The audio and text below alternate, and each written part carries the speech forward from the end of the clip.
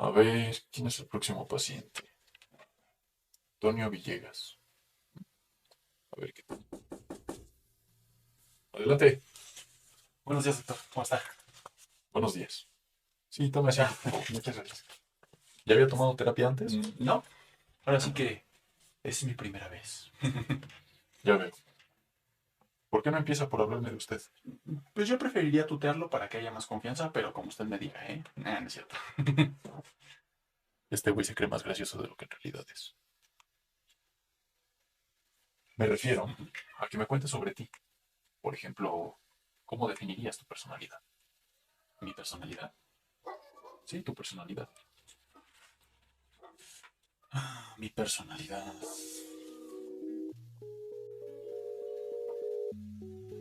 Yo no tengo una personalidad. Yo soy como un cóctel, un conglomerado, una manifestación de personalidades. En mí, la personalidad es una especie de forunculosis anímica en estado crónico de erupción. No pasa ni media hora sin que me nazca una nueva personalidad. Desde que estoy conmigo mismo, es la aglomeración de las que me rodean que en mi casa parece el consultorio de una quiromántica de modas. Hay personalidades por todas partes, en el vestíbulo, en el corredor, en la cocina, hasta en el WC. Imposible lograr un momento de tregua, de descanso. Imposible saber cuál es la verdadera. Aunque me veo forzado a convivir en la promiscuidad más absoluta con todas ellas, no me convenzo de que me pertenezcan, no. ¿Qué clase de contacto pueden tener conmigo? Me pregunto. Todas estas personalidades inconfesables que harían ruborizar a un carnicero. ¿Habré de permitir que se me identifique, por ejemplo, con este pederasta marchito que no tuvo ni el coraje de realizarse? ¿O con este cretinoide cuya sonrisa es capaz de congelar una locomotora? El hecho de que se hospeden en mi cuerpo es suficiente, sin embargo, para enfermarse de indignación. Y ya que no puedo ocultar su existencia, quisiera obligarlas a que se oculten en los repliegues más profundos de mi cerebro, pero son de una petulancia, de un egoísmo, de una falta de tacto. Hasta las personalidades más insignificantes se dan unos aires de transatlántico. Todas, sin ninguna clase de excepción, se consideran con derecho a manifestar un desprecio olímpico por las otras. Y sí, naturalmente hay peleas, hay conflictos de toda especie, discusiones que no terminan nunca. En vez de contemporizar, ya que se ven forzadas a convivir juntas, pues no señor, cada una quiere imponer su voluntad. Sin tomar en cuenta las opiniones y los gustos de las demás, claro. Si una tiene una ocurrencia que me hace reír a carcajadas, en el acto sale cualquier otra proponiéndome un paseíto al cementerio. Si bien aquella desea que me acueste con todas las mujeres de la ciudad, esta se empeña en demostrarme las ventajas de la abstinencia. Y mientras una abusa de la noche y no me deja dormir hasta la madrugada, la otra me despierta con el amanecer y exige que me levante junto con las gallinas. Mi vida resulta así una preñez de posibilidades que no se realiza nunca. Una explosión de fuerzas encontradas que se entrechocan y se destruyen mutuamente. El hecho de tomar la menor determinación me cuesta un tal cúmulo de dificultades que prefiero renunciar y esperar a que se extenúen discutiendo lo que han de hacer con mi persona, para tener al menos la satisfacción de mandarlas a todas juntas a la mierda.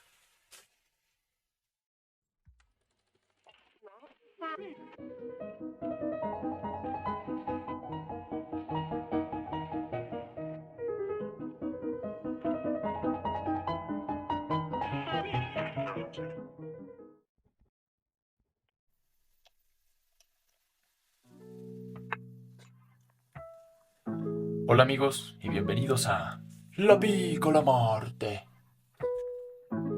¿Alguna vez han escuchado que se diga sobre alguien? Es que ese güey no tiene personalidad. Si no lo has escuchado, cuidado. Quizá podría tratarse de ti. Particularmente esta me parece una de las críticas más fuertes que se pueden hacer sobre una persona, ya que al decirlo se le despoja de uno de los aspectos más representativos que tenemos como individuos. Aquí cabría añadir un pequeño dato curioso. La personalidad en la antigua Roma era entendida como una facultad exclusiva para los hombres libres, que les permitía gozar de su patrimonio, así como crear relaciones familiares. De hecho, ese es el origen del concepto al que actualmente conocemos como personalidad jurídica. Y hoy es un atributo que se nos reconoce desde que nacemos, y la cosa va más allá. El libre desarrollo de la personalidad está reconocido como un derecho humano, de modo que el Estado se obliga a facilitar los medios para que nosotros podamos elegir nuestro modo de ser, siempre y cuando no afectemos a terceros, claro. Tranquilo, tranquilo. Esto no va a ser una clase de derecho civil. Pero negarme a ver el concepto desde una perspectiva jurídica es en cierto modo negar una parte de mí. Sigamos. Dejando a un lado el concepto jurídico de la personalidad, ¿por qué parece tan grave que se acuse a alguien de no tener una? ¿A qué se refieren cuando lo dicen? Si analizamos el otro extremo, poseer más de una está catalogado como un trastorno de identidad disociativo, y eso tampoco parece una opción muy viable. En ese caso, estamos aceptando que se debe tener solo una. Pero ¿cómo saber cuál es la correcta? ¿Realmente podemos elegir nuestra personalidad en una sociedad que nos presenta tantos estereotipos tan variados y atractivos que no podemos contener el impulso por querer sentirnos identificados con todos ellos y culminar resumiendo nuestra personalidad, señalando a cualquier cosa y diciendo, sí soy, sí soy? Hace tiempo vi un meme que decía, he dicho tantas veces soy ese que ya no sé quién soy. Y creo que esta frase resume de buena manera una de las preguntas más importantes de hoy y siempre. La pregunta por el ser. ¿Quién soy? Es importante definirnos a nosotros mismos para entender nuestra relación con el mundo. De hecho, la RAE explica que definir es fijar con claridad, exactitud y precisión el significado de una palabra o la naturaleza de una persona o cosa. Cuando digo que debemos definirnos, me refiero al proceso mediante el cual identificamos nuestros límites y, por así decirlo, descubrimos hasta dónde llega nuestra esencia. Identificar los límites, por ejemplo, nos permite saber dónde empieza y termina esta taza. Y saber eso nos ayuda a su vez a no confundirla con el resto de elementos que hay sobre la mesa. Una de las citas más famosas de Sócrates es aquella que dice, conócete a ti mismo. Pero, ¿hay una metodología para hacerlo? Podemos partir por conocer nuestra personalidad. Y para ello, hay que entender la diferencia entre identidad y personalidad, ya que si bien son conceptos que van de la mano, no deben confundirse. Por un lado, tenemos a la identidad. Esta adquiere significado en un contexto de masa. La propia palabra individuo refiere a una dependencia del yo con respecto a la masa. Como un átomo a una molécula, y al igual que la sombra dota de significado a la luz, el frío al calor y la ausencia a la presencia, la masa permite la existencia de un individuo. Simplemente sin masa no hay individuo. Los autores, Íñigo y Lupicinio, definieron la identidad como un dilema entre la singularidad de nosotros mismos contra la similitud con los otros, es decir, lo distinto contra lo idéntico. O en otras palabras, ¿cuáles son las características que me diferencian del resto y cuáles son las afinidades que me permiten encajar en determinado grupo social y no en otro? Partiendo de esto, se establecen dos mecanismos constitutivos de la identidad, la identificación y la diferenciación. Dos categorías que determinan en buena medida lo que somos. En ese juego de estira y afloja habita nuestra identidad. Ahora bien, la identidad también actúa en dos dimensiones. Por una parte tenemos la dimensión individual, o sea, el cómo nos diferenciamos a través de nuestra experiencia personal, nuestros gustos, repulsiones, torpezas, habilidades, valores y demás aspectos ligados a nuestra experiencia de ser persona. A su vez, esa autopercepción se divide entre un yo real y un yo ideal, lo que soy contra lo que quiero ser. Ambas como fuerzas motoras que dan sentido al concepto que tenemos sobre nosotros mismos. Es común identificarnos con una versión idealizada de nosotros mismos, más fuerte, más capaz, más atractiva, etc. Lo cual no es grave. Gracias a esa eterna lucha entre lo que somos contra lo que queremos ser, hemos logrado cosas tan increíbles como llegar a la luna.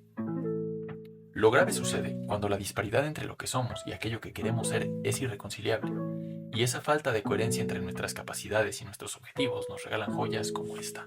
¡Por favor, idiota! Ah, te bañaste. Por otro lado, tenemos la dimensión social. Esta considera nuestro papel frente al resto, por ejemplo, a través de los roles que cumplimos en determinado grupo. Nuestras circunstancias externas, tales como el país en el que nacimos, nuestra condición socioeconómica, estado civil, entre otras, son cosas que nos definen y nos permiten identificarnos con otros. Hasta la ropa que usamos cuenta algo sobre quiénes somos. Si, por ejemplo, estoy caminando por la calle arropado con un traje a la medida, cabello bien peinado, corbata con sujetador y portafolio en mano, sería fácil deducir que soy un oficinista, abogado o un hombre de negocios. Si en cambio viste una bata blanca acompañado de unos tenis del mismo color, lo más probable es que sea un prestigioso doctor, un científico o bien un vendedor de jamón. Y yo sé. Esta línea de pensamiento puede justificar hasta los estereotipos más extremos, pero aunque no es esa la intención, tampoco puedo ignorar que hay una predisposición, ya sea biológica o social, por categorizar las cosas y a su vez atribuir valores a cada categoría.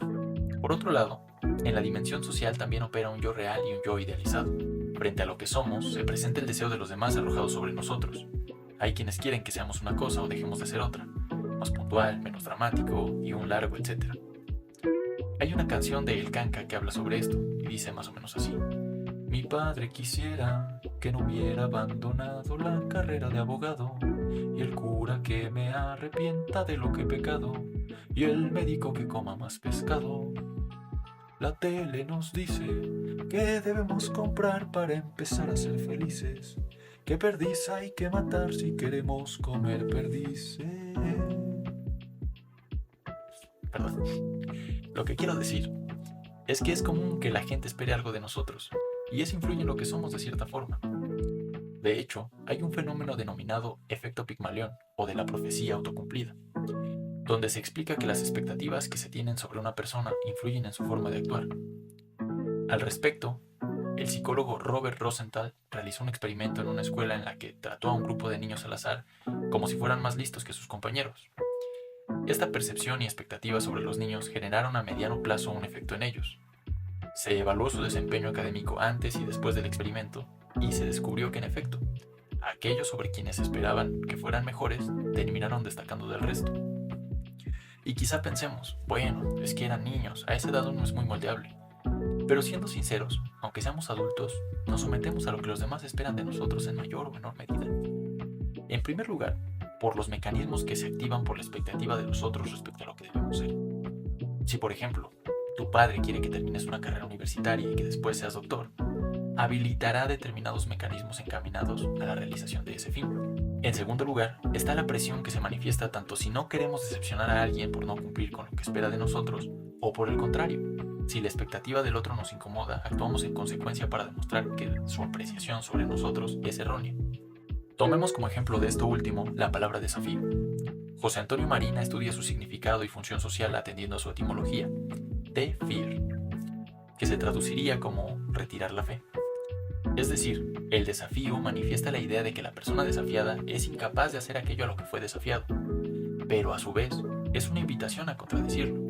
Así, quien desafía dota de significado a la acción y a la inacción del otro. Si por ejemplo me desafían a una carrera en la calle y me niego, me vuelvo un gallina ante los ojos del otro. Si accedo, puedo ser el ganador o el perdedor, pero al menos fui valiente al aceptar el reto. Entonces, tanto si actúo como si no lo hago, me es asignada una categoría que obedece a mi forma de reaccionar frente al desafío. Jodidos, estamos jodidos. Resumiendo, la identidad es la forma en que nos individualizamos en comparación con el resto, tomando en consideración los aspectos individuales y sociales. Analicemos entonces otra perspectiva, la personalidad. El concepto tiene sus orígenes en el latín personare y el griego prosopon.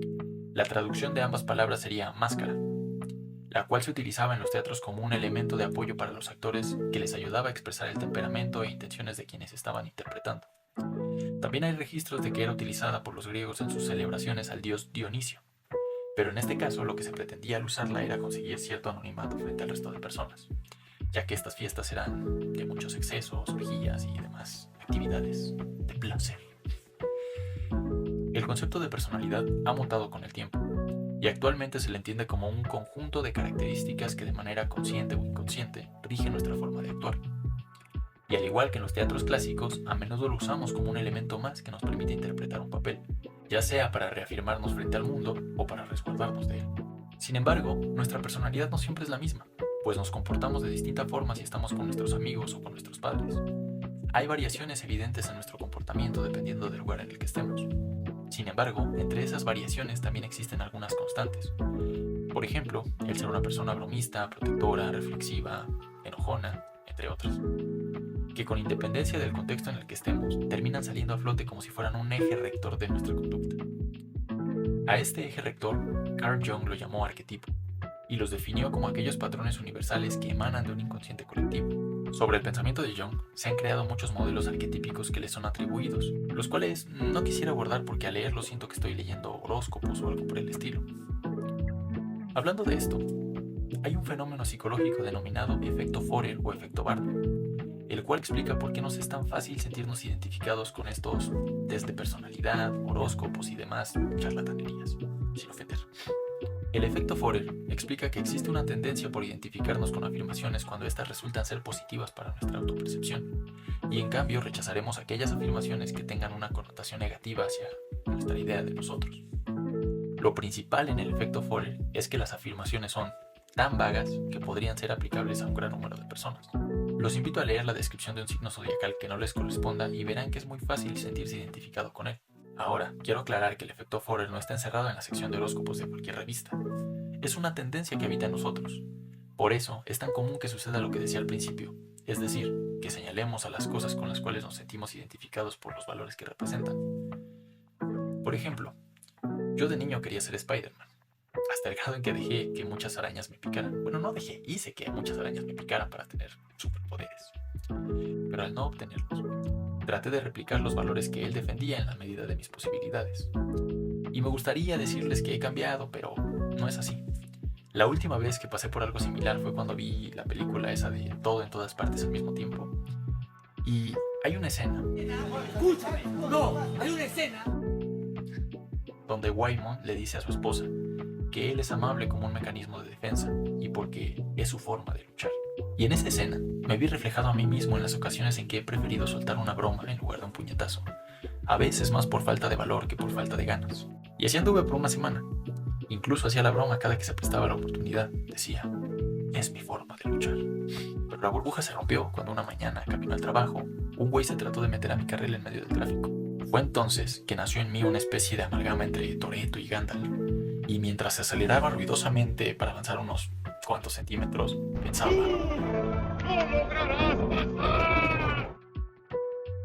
Volviendo al punto, no voy a abordar a Jung desde la perspectiva de estos famosos arquetipos.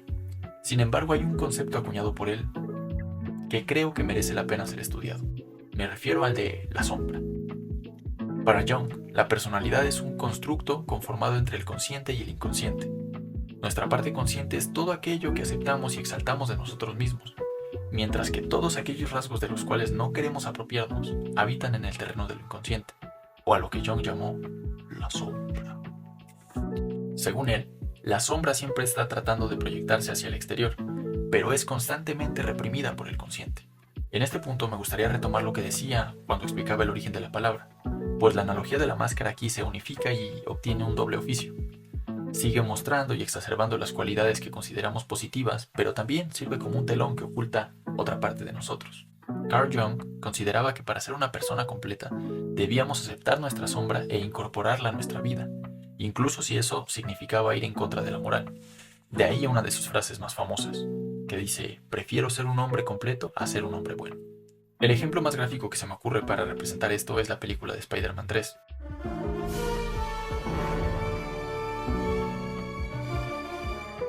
Ya sé. Otra vez estoy hablando de Spider-Man, pero es que solo mírenlo. En esa película, Spidey, que de por sí ya vive fragmentado entre su identidad secreta y su alter ego del amigable vecino, se somete ante impulsos que habitan dentro de él y cambia brutalmente su actitud. Como Spider-Man, se vuelve violento y vengativo, y como Peter Parker, se vuelve arrogante, egoísta y un gran bailarín.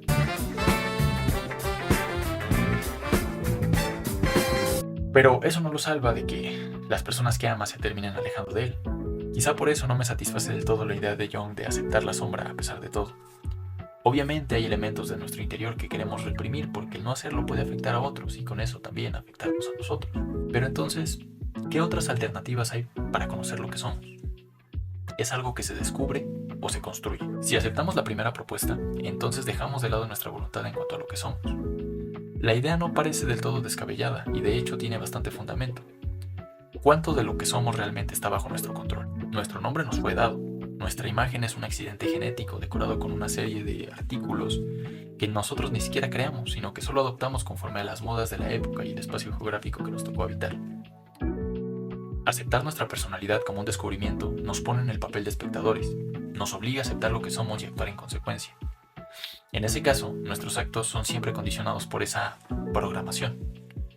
Quizá haya a quien le suene radical esta forma de autoentendimiento, pero no podemos negar que existe. Yo lo he visto principalmente en la gente mayor, que considera que la suma de lo que fueron los ha definido y que cualquier posibilidad de cambio les parece ridícula. Así soy. ¿Por qué es enojona? Porque sí, soy así, enojada. Si hasta José José tiene una canción al respecto. Soy así, así nací y así me moriré. Por otro lado, si aceptamos que nuestra personalidad es algo que construimos nosotros, entonces nos colocamos en el asiento de conductor y tenemos la libertad de ser lo que queramos ser. Sí, como Barbie. Tú puedes ser lo que quieras ser. Esta libertad, por supuesto, que está condicionada por el medio en el que nos desenvolvemos. Una de las frases más famosas de Ortega y Gasset dice: yo soy yo y mis circunstancias. Si no las salvo a ellas, no me salvo a mí. En esa correlación nos hace ver que entendernos sin considerar nuestro contexto es engañarnos. Otro autor que habla al respecto es Sartre, quien dijo que cada hombre es lo que hace con lo que hicieron de él. Lo que Sartre nos está diciendo con esta frase es que si bien hay circunstancias que nos son dadas, como nuestro idioma, nacionalidad, entre otras, uno siempre puede elegir qué hacer con ello. Si, por ejemplo, mi idioma natal es el español y mi nacionalidad es mexicana, yo puedo abrazar esos elementos y convertirme en un mariachi. Estoy en la libertad de hacerlo, pero también significa que puedo rechazarlas. Ante las circunstancias, siempre somos libres de elegir, según Sartre. En ese sentido, es importante acotar que lo medular de la frase de Sartre es el verbo hacer, ya que al admitir que cada hombre es lo que hace con lo que hicieron de él, estamos aceptando que es nuestra conducta lo que determina lo que somos. Que el hombre al hacer se hace es una afirmación que no toma a nadie por sorpresa. Hay una serie de adjetivos que definen al sujeto a través de la acción. Por ejemplo, cantante, bailarín, artista, poeta. También existen adjetivos para definir a quien no hace, por ejemplo, cobarde, flojo, etc. Sin embargo, a mi parecer, existen dos riesgos al adoptar la filosofía de Sartre para explicarnos lo que somos. El primero es que Sartre fue radical al defender su idea acerca de la libertad. Por ejemplo, consideraba que incluso en situaciones de tortura, el hombre siempre podía elegir, ya que su libertad es total, llegando a afirmar que, sean cuales fueren los sufrimientos padecidos, es la víctima la que decide en última instancia el momento en que aquellos serán insoportables. Sí, así como lo ven, el francesito era medio radical. El segundo riesgo es que su ideología puede ser fácilmente malinterpretada como una especie de mentalidad de tiburón. Más de una vez he escuchado a personas refugiarse en las ideas de Sartre para tratar de convencerse a sí mismos y a los demás, que no importa el contexto, uno siempre puede amasar las situaciones que lo rodean y con su voluntad transformarlas para salir siempre victorioso. Y no lo niego, es motivador pensar así, pero ¿qué pasa cuando la voluntad no basta? No me parece correcto decir que la libertad de los individuos sea total, y francamente no me parece justo responsabilizar al pobre individuo cuando su voluntad se vuelve una llama encendida frente a un huracán. Pero entonces, ¿qué otra forma tenemos de conocernos? Hace un tiempo tuve oportunidad de preguntarle a Óscar de la Borbolla sobre esta cuestión, y él respondió que muchas veces no nos queda más remedio que revisar nuestro pasado y decir: eso fue lo que fui. Eso fue lo que fui. Bonita frase. Nos obliga a mirarnos en retrospectiva y nos hace entendernos como un proceso, como un proyecto. Bajo esa óptica, el yo puede ser una palabra de significado ocasional, como aquí y ahora. Por ejemplo, yo digo aquí refiriéndome al lugar desde el que grabo esto, y ese aquí se reproduce en otro lugar, desde donde tú lo escuchas, y sin dejar de ser el mismo concepto, ahora significa algo diferente. El yo puede funcionar igual. Cuando digo yo, me refiero a una versión de mí que se está transformando constantemente. El solo hecho de reconocerme me transforma. Heráclito dijo que uno no puede bañarse dos veces en el mismo río, de modo que si estamos en constante transformación, no podemos hablar de un yo porque ese yo siempre se nos está escapando. Hay una vieja locución latina que dice finis coronat opus, el final corona la obra. Si el final corona la obra, entonces el único momento en que podemos considerarnos como una obra terminada es cuando morimos. Ahí terminan todas las posibilidades que mi futuro podría tener y toda mi carga histórica personal se suma para que emerja mi ser, único e irrepetible. Debo admitir que durante una etapa de mi vida me convencí por esta teoría. Sin embargo, no me gustó la idea de pensar que solo podría ser completamente yo si me moría. Memoria. ¿Y si de eso se trata todo? Quizá lo que nos dota de significado es la acumulación de las memorias. Existe la creencia de que uno cuando muere ve su vida pasar frente a sus ojos, ¿no? Si la forma de conocernos es conocer nuestras memorias, surge la primera problemática, y es que la memoria es falible. Decir que somos la suma de nuestros recuerdos implica que, para conocernos, deberíamos revisitar con lujo de detalle nuestra vida, recordando no solo cada hecho, sino cada percepción, cada color, olor o dolor. Borges tiene un cuento llamado Funest el Memorioso, donde cuenta la historia de un sujeto que es capaz de esto. Pero cuando Funest el Memorioso recapitulaba un día, le costaba las 24 horas que éste dura, por lo que si eso fuera posible no sería práctico. Sería el equivalente de hacer un mapa que mida lo mismo que la superficie que se está mapeando, es decir, no sirve para nada. Sin embargo, hay una pequeña laguna en esto. Uno no recuerda las cosas como fueron, uno se arma un relato sobre lo que ha sido su vida, y en este relato seleccionamos con cuidado aquellas experiencias que consideramos más constitutivas de lo que somos. Con esto se elimina la problemática de la memoria. Ya no hace falta recordarlo todo, sino solo aquellos acontecimientos que han orientado nuestras vidas. Eso es la identidad narrativa. Poseer una identidad narrativa nos permite conocernos sin tener que morir en el intento. Pero no solo eso, también nos permite conciliar todos aquellos elementos accidentales y voluntarios de nuestra vida. Yo, cuando era más chavo, tenía esta analogía de cicatrices y tatuajes. Las cicatrices son todo esto que nos ha pasado sin que nosotros tengamos control sobre ello. Elementos accidentales de nuestra vida que sin embargo nos han dejado marcados. Y por otro lado, los tatuajes eran todo aquello que nosotros sí decidimos y en que nuestra voluntad sí tiene alguna injerencia. Como pueden ver, el punto medular es que ambas permanecen con independencia de nuestra voluntad. En este caso, la identidad narrativa permite que amalgamemos eso a través del relato que nos contamos sobre nosotros. La identidad narrativa reconcilia también un hecho importante, y es el de la continuidad del yo a través del tiempo.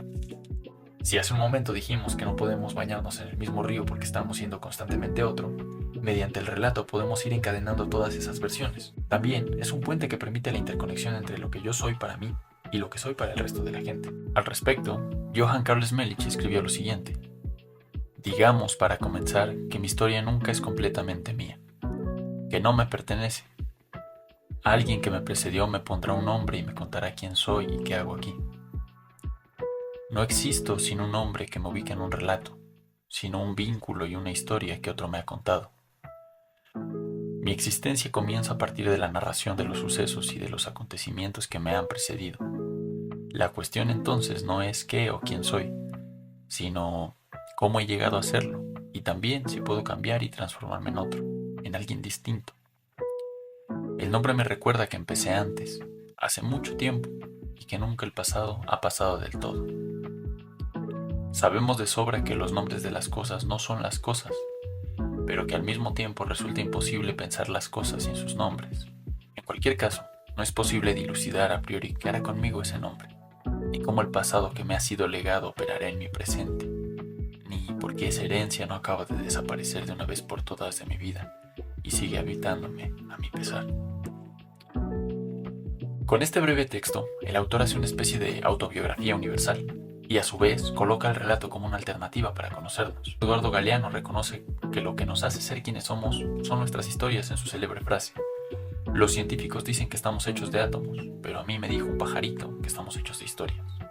Estas historias que nos contamos sobre lo que nos ha pasado y cómo lo hemos interpretado condensa lo que es nuestra experiencia de ser humanos.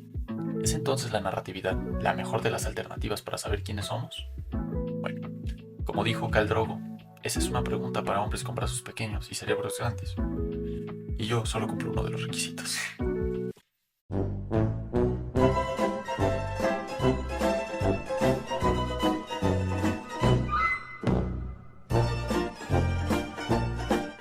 Bueno, ya. Lo cierto es que no puedo yo pretender decirles que existe una respuesta que resuelva la interrogante. Sin embargo, el abordar todas estas perspectivas al menos sí evidencia la complejidad del cuestionamiento, y nos deja ver que la búsqueda por una respuesta que sea sencilla, integral y definitiva no se corresponde con la naturaleza del problema. Yo les comparto estas ideas que han llegado a mí.